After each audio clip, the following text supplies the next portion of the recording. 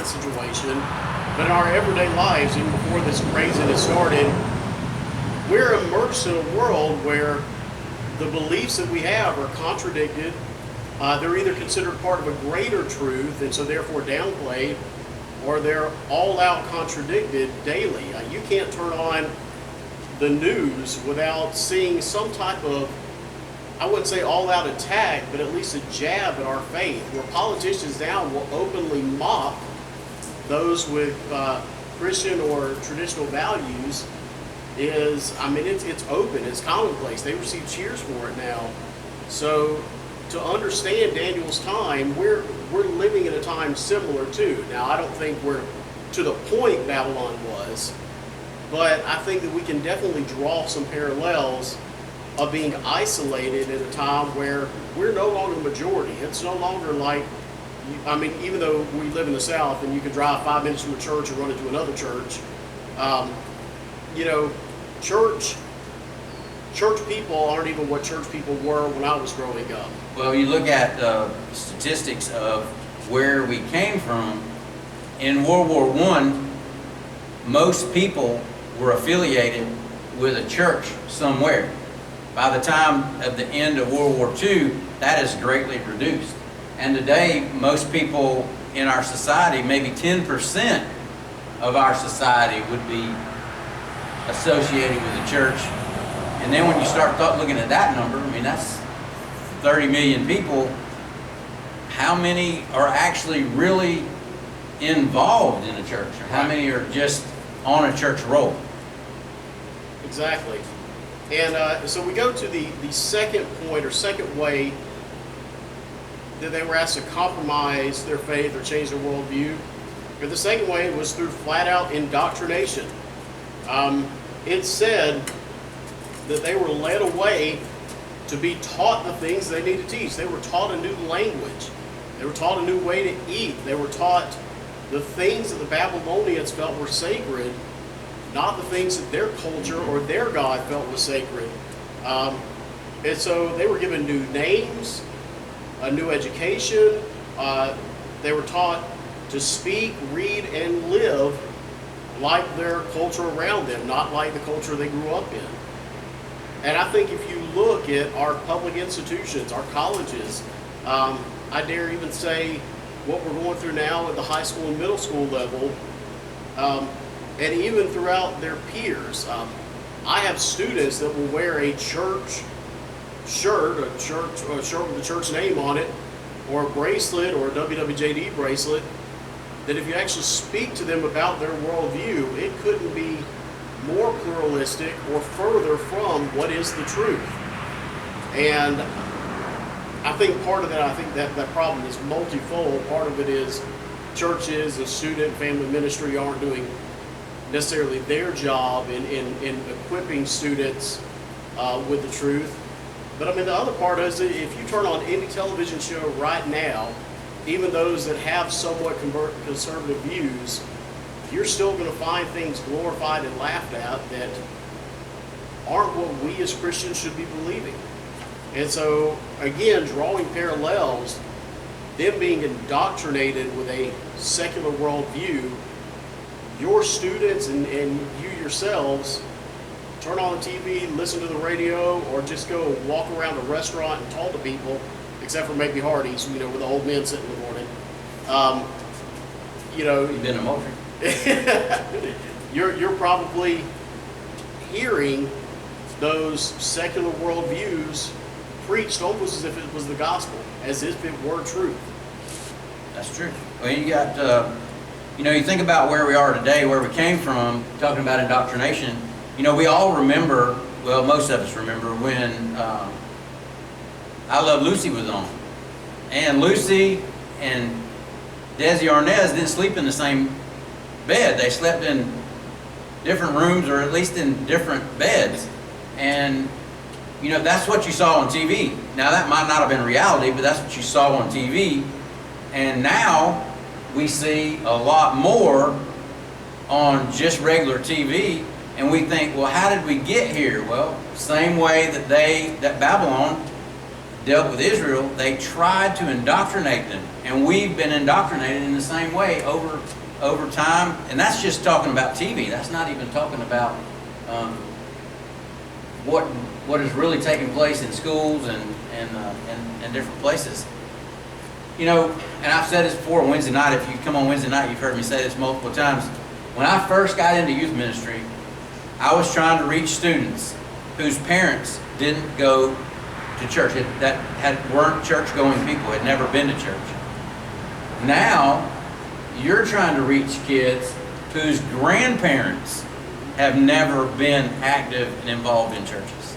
So we're trying to reach a generation who have no parental involvement at church, nor grandparents involved at church. And many, many times, the grandmother was the one that would pray for the salvation of the grandchildren, would be the one that would go to the throne on behalf of the kids. And nowadays, kids don't have that. They're relying heavily on us as the church to be praying for those kids that don't know Jesus. Well, and it goes right to even the lifestyles of many of their parents and now grandparents don't fit. I mean, I grew up where my grandfather, both my grandfathers were great, honorable, godly men.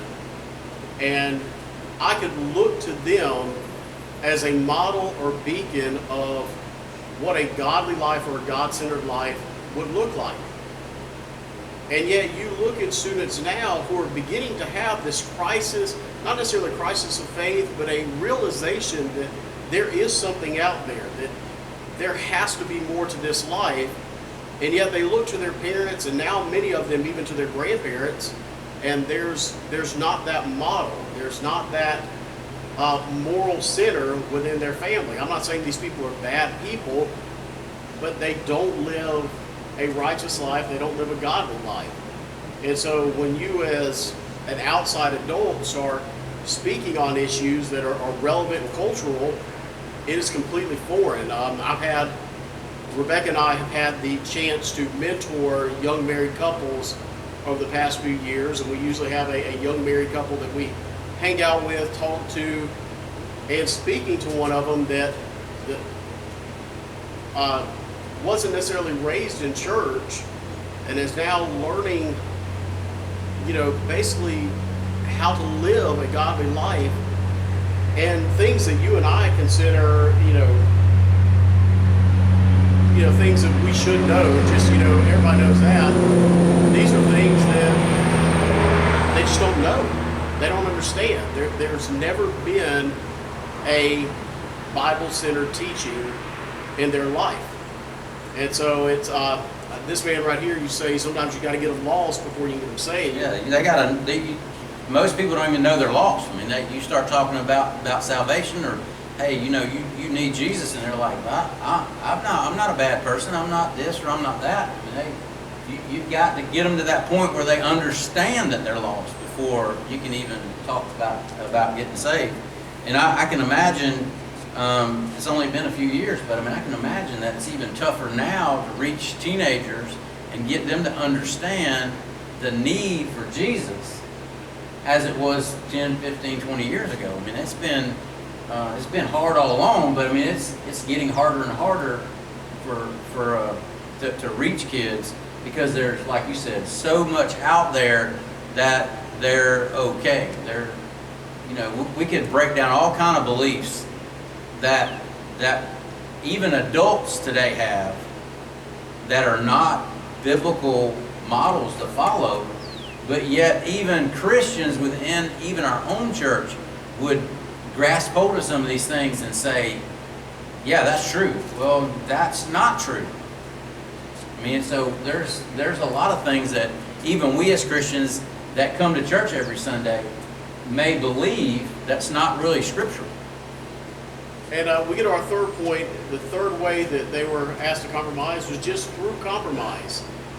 And, we look at the Levitican diet, which at that time to the Hebrew people was sacred. It was part of their religion. It was a command that this is how they were supposed to eat. And most of us look at that, and to us, that's not that big of a compromise. I mean, I have been doing very well since January. I've been eating keto. I've lost a little bit of weight. And we come to isolation, and there's Little Debbie's in the cabinet. And you know what? By day 2, I'm snacking on Little Debbie cakes. Had a team meeting before we met with our students. We met as a team and talked, and we all joked about we didn't know if our pants were going to fit when we got back to school. Because gym shorts and pajama pants will lie to you and tell you everything's okay. But, you know, when we look at this part of the scripture and we look at it in a 21st century worldview, eating some meat and something off the king's table doesn't seem like a big deal to us. It's like, okay, why does Daniel even care about that? But if you've got to go to that culture, this was like, you know, asking us to speak filthy language or, you know, perform certain acts that we know would be wrong. Daniel saw what they were asking him to do, and he was like, nah, this is wrong. And the fact that he resolved, he chose, he made a concise decision not to defile himself. And so, again, it seems small to us for our worldview, but this was huge. Even though it was a little compromise, that's how compromise begins. And I've seen it with students. You know, the negative part of the student ministry, which is not a negative, it's the icky part. It's the part that you don't want to talk about with any ministry. When you get those texts, I'm in trouble. I've done this. This happened last night. And you work back through it, and then what I always try to do is from that point on, work back. How did this start? And there's always we can always pinpoint it, there's always an initial compromising character that begins, that leads to that crisis moment. And this was Daniel's little compromise. To whereas if he had just said, you know what, they're feeding me, I'm glad to have food, I'm going to go ahead and eat, then the compromises would have kept falling down like dominoes. But instead, Daniel said, you know what, I'm stopping it right here. We're not going to go beyond this point. And I think that as students and even as an adult, we have to look at those small compromises, people using off-color language and us joining right in. People making those jokes that are funny and us harping right in there.